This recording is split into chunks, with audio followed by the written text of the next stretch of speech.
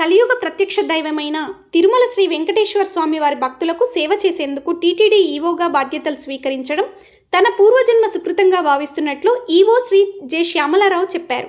తిరుమలకు ఇచ్చేసే భక్తులందరికీ టీటీడీ అందించే శ్రీవారి దర్శనం, వసతి, ఇతర సౌకర్యాలు మరింత మెరుగ్గా కల్పించేందుకు అందరి సమన్వయంతో భక్తులకు తిరుమల యాత్ర ఒక దివ్యానుభూతిని కల్పించేలా కృషి చేస్తామని ఆయన తెలిపారు. తిరుమల అన్నమయ్య భవనంలో శుక్రవారం డైల్ యువర్ ఈవో కార్యక్రమం జరిగింది. ఈ సందర్భంగా ఈవో భక్తులను ఉద్దేశించి ప్రసంగించారు.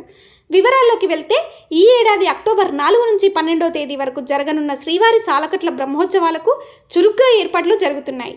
బ్రహ్మోత్సవాల పనులను సెప్టెంబర్ చివరి నాటికి పూర్తి చేసేందుకు అధికారులను ఆదేశించానని, భక్తులకు ఎలాంటి ఇబ్బందులు లేకుండా ఏర్పాట్లు చేస్తున్నామని ఆయన తెలియజేశారు.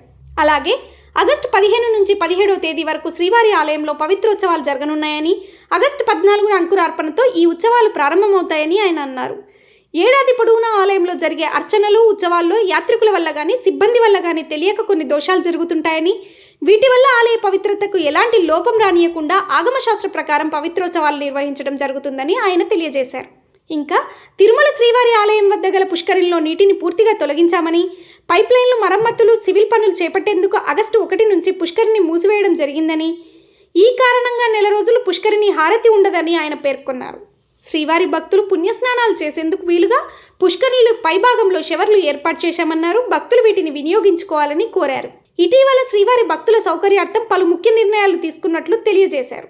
సామాన్య భక్తులకు దర్శన సమయాన్ని పెంపొందించేందుకు జూలై 22వ తేదీ నుంచి ఆఫ్లైన్లో రోజుకు 1000 శ్రీవారి దర్శనం టికెట్లను మాత్రమే జారీ చేయాలని నిర్ణయించారని, శ్రీవారి దాతలకు తిరుమల గోకులం విశ్రాంతి భవనంలో 900, మిగిలిన 100 టికెట్లను విమానాశ్రయంలో కరెంట్ బుకింగ్ కౌంటర్లో జారీ చేస్తున్నారని పేర్కొన్నారు.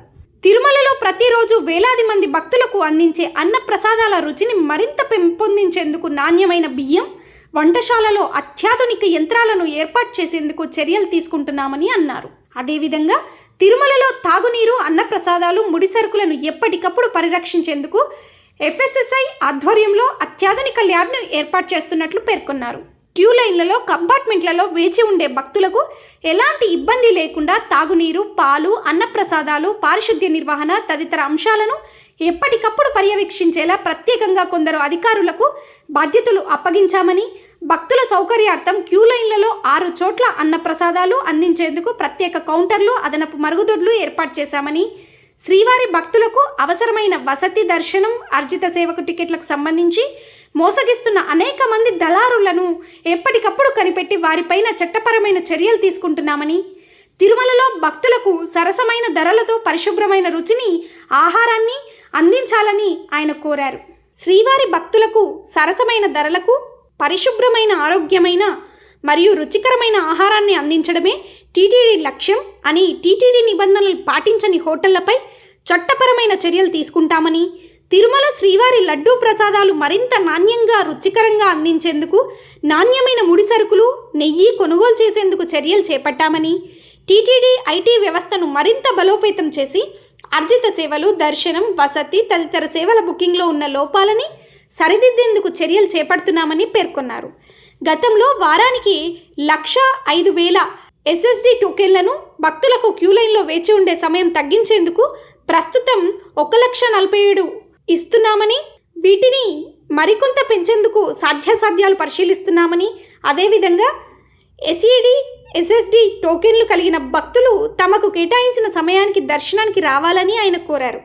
ఈ కార్యక్రమంలో అదనపు ఈవో శ్రీ సిహెచ్ వెంకయ్య చౌదరి, జేఓలు శ్రీమతి గౌతమి, శ్రీ వీరబ్రహ్మం, సిఈఓ ఎస్బివి శ్రీ షణ్ముఖ్ కుమార్ గారు, CE Shri Nageswara Rao, CPRO doctor T Ravi మరియు ఇతర అధికారులు పాల్గొన్నారు. టీటీడీకి సంబంధించిన మరికొత్త సమాచారంతో మరొక వీడియోలో కలుద్దాం.